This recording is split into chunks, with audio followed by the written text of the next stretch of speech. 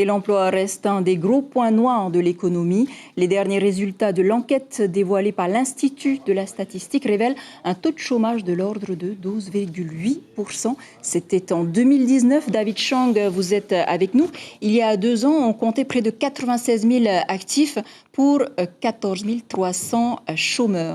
Et oui, Chiquita, et parmi ces chômeurs, une majorité de jeunes. Regardez le taux de chômage par catégorie d'âge. 15-29 ans, il est à 27%. Pour les 30-49 ans, il est de 9%.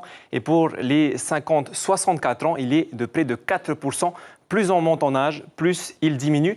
Mais ça ne veut pas dire qu'il faut attendre d'être plus âgé pour essayer de trouver un emploi. Parce que le salut des jeunes chômeurs, eh bien, c'est l'emploi. Le taux d'emploi en fonction du diplôme. Les étudiants qui ont suivi des enseignements supérieurs, 79% d'entre eux ont trouvé un emploi. Et ensuite, ça baisse en fonction du niveau de l'emploi, avec jusqu'à 43% pour les personnes qui sont sans diplôme, Chiquita.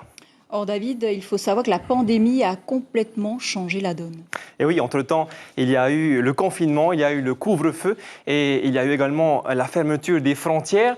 On estime à 3 800 le nombre d'emplois qui ont été détruits par cette crise sanitaire. 3 800 sur 66 000 personnes, c'est 6% de la population active. On estime également à 20 000 le nombre d'emplois qui ont été fragilisés par cette crise sanitaire.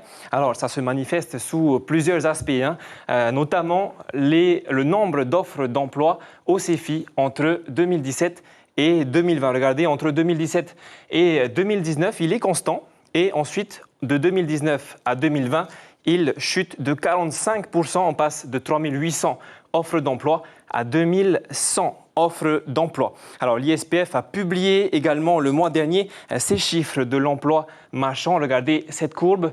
L'activité augmente progressivement de 2015 à 2020 et ici, mars 2020, confinement. Regardez cette chute impressionnante, notamment du secteur hôtelier, juste ici.